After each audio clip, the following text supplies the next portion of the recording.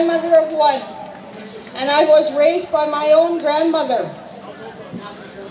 She was a traditional medicine woman of my people. And I learned early on the value of our environment.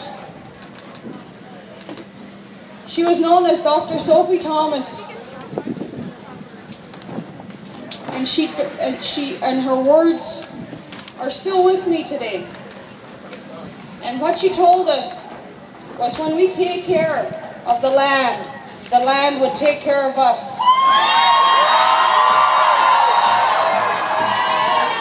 If we destroy this land, we will destroy ourselves. I'm speaking on behalf of the Yinkatini Alliance from Northern British Columbia. And Yinkatini translates to people of the earth. I am part of the Dene people from the northern reaches of the Northwest Territories, down to my cousins, the Navajo of Arizona. We formed an alliance to stop the Enbridge Northern Gateway project, which plans to bring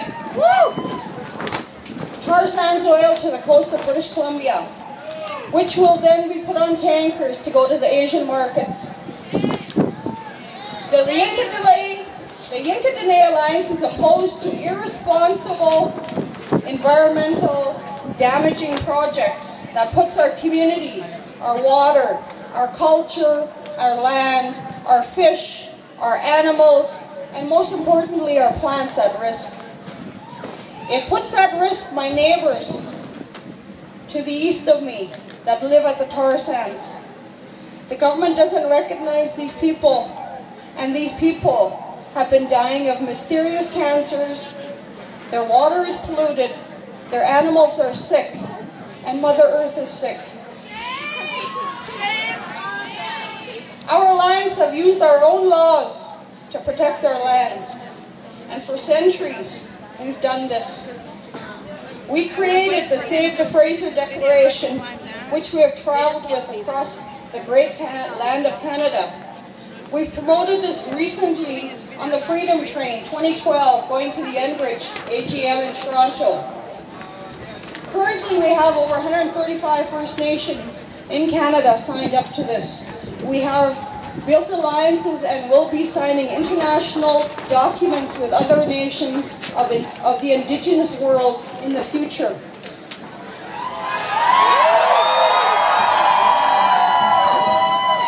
We are also endorsed by many municipalities in Canada. Most recently, the City of Vancouver, Mayor Gregor Robertson signed and made a proclamation that December 13th, 2012 was Save the Fraser Declaration Day for the City of Vancouver. This was very brave because my government, the Canadian government, has been calling me an environmental extremist, a radical, and an enemy of Canada.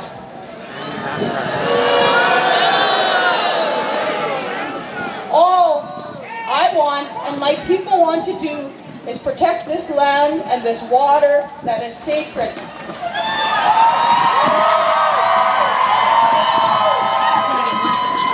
This water that we're talking about has no color. This water that we're talking about is not just water for my own people. It is water also for my neighbor ranchers, my neighbor farmers that live next door to me. It's a human issue, and it impacts everyone. We are all connected.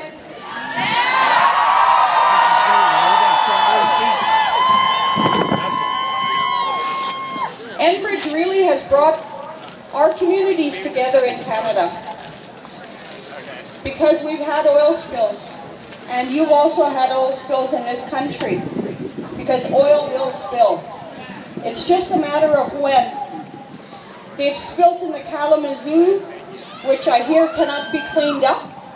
They've broken their promises, and I understand it's even Enbridge that did that. They've spilled oil in Red Deer, Alberta. They've spilled oil in my sister territories of the Lubicon Cree. They've spilled oil in the Northwest Territories. the Dene brothers and sisters that I know from the Northwest Territories. And of course, who can forget Exxon Valdez? Of course, also, in most recent memory, we've had the BP spill, which was on the news day after day, month after month. They've hurt the brothers and sisters of the Homa Nation that my sister has visited. Never in my life have I ever seen white and native work together until now.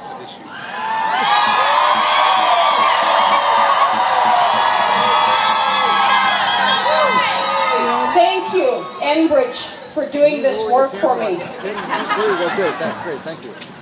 In Canada, you have YouTube in it. First Nations are always expected to be the sacrificial lambs for our government in terms of the economy. Like the economy is a human being. Like the economy is more important than our land and our water. Water is a non-renewable resource, and we can't take it for granted. The Yinka-Dene Alliance have never signed a treaty. We have never gone to war. We have never ceded our territories in British Columbia, and we never will.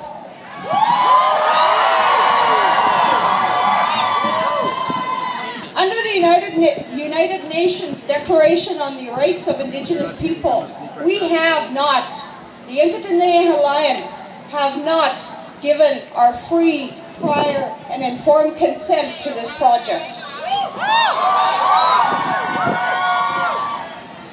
In Canada, there's a judicial review process going on right now. While the process is still underway, our government has made public statements to the effect that this project will go through. Over the last year, my country has made changes to environmental laws that eases the burden for industry to discriminately go forward with these projects. Specifically, we have legislative bills C-38 and C-45 that have just been passed over the last 9 months in Ottawa. There was no discussion. They did not ask Canadians' permission to do this. They just did. And the time has come, and a part of our Idle No More movement also,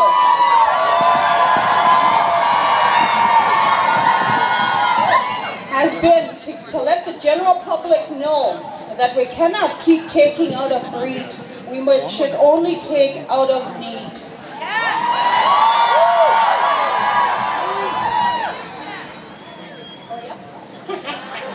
Okay.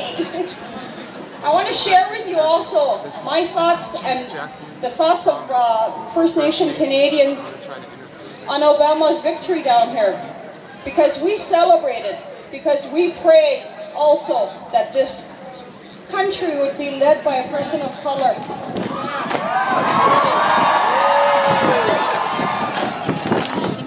It gives us hope. It gives us hope that there is change that will come